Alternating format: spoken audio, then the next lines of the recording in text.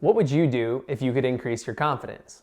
See, I believe even the most confident individual would say that they would like to increase their confidence in some form or another. Yet, my guess would be that many of you, if I asked you, how could you consistently develop your confidence, you would likely not be as confident in that answer. So today I want to share with you 4 keys to help develop your confidence. The first key to develop your confidence is preparation. See, preparation mitigates hesitation and thus increases your confidence. The more prepared you are for a scenario, naturally, the more confident you are in going into that situation.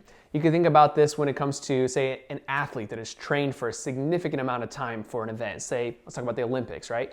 If you had a gymnast that is trained for a significant amount of time for the Olympics, they are going to go in much more confident into each, thing that they have to do, as opposed to if you pulled someone out of the crowd at the Olympics and asked them to perform, on the parallel bars or, the pommel horse. They're not going to have any idea, likely, at least not to the same level of skill and consistency that the athlete who has invested a significant amount of time and effort into training.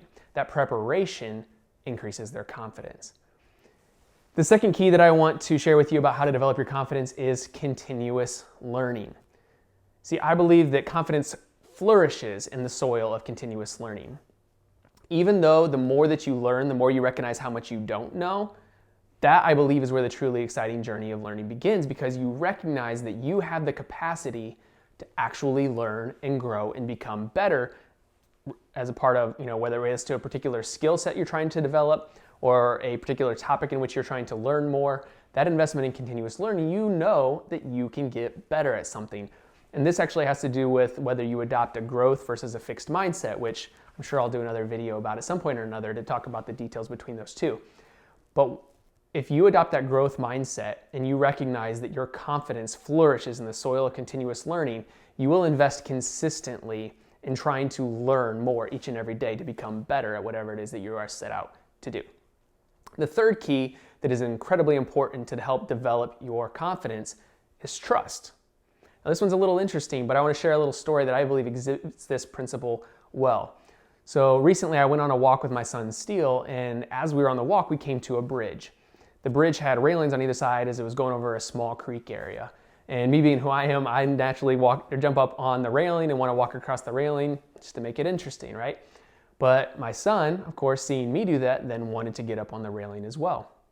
When I picked him up though and sat him on the railing, he was initially very hesitant and a little scared to walk across as a result of how high he was off the ground. He was clutching onto my shoulder, grabbing my hand, and didn't want to walk across the railing.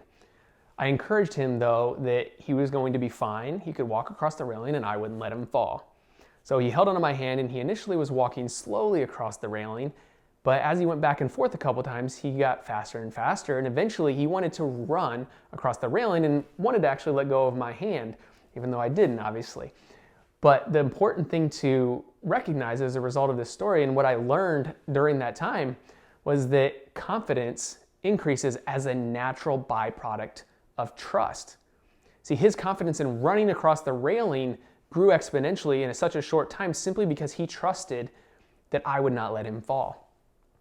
And this, again, is important when it comes to developing your confidence. You need to surround yourself with other people who have your best interest at heart and who are going to challenge you and call you up to the best that God has for you, and are also going to be honest in being constructive with their criticism and how you best can reach that purpose that God has called you to.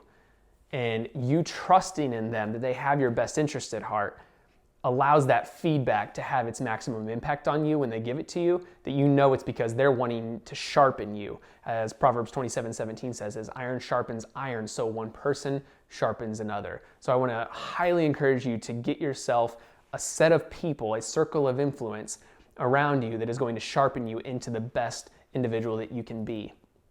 The fourth and final key that I believe is important to develop your confidence is action. You have to take action.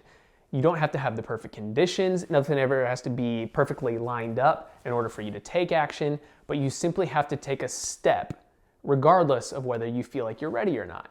Now, perfect example is like, I don't feel, or starting with these videos that I've done recently, I don't feel right out the gun, feeling like I'm super confident in my skill. And of course, I'm not an expert at this yet. I shouldn't expect myself to be, because I haven't put in the amount of time yet with the compared to the number of people who have been doing videos for years. I know that my skill isn't at that point yet. And that's an important distinction to make, is you have to, again, with the difference of growth versus fixed mindset, is that I'm not saying that I'm not ever going to become that. I'm saying I haven't reached that point yet, but I'm going to take action now, regardless of whether I am at that point. Because taking action creates momentum for yourself, and it becomes easier and easier to take each additional step because you're creating momentum for yourself. And it's really important to recognize, and what I want to leave you guys here with, is that action is what separates the wishful from the successful. So to summarize, the 4 keys that you need to consistently execute on to develop your confidence are preparation. You must prepare to increase your confidence. The number two key is you have to invest in continuous learning. Remember that confidence flourishes in the soil of continuous learning. And number 3, you have to surround yourself with a circle of influence that you trust and that will help sharpen you into the person that you need to be. And number 4, you have to take action. When? Tomorrow?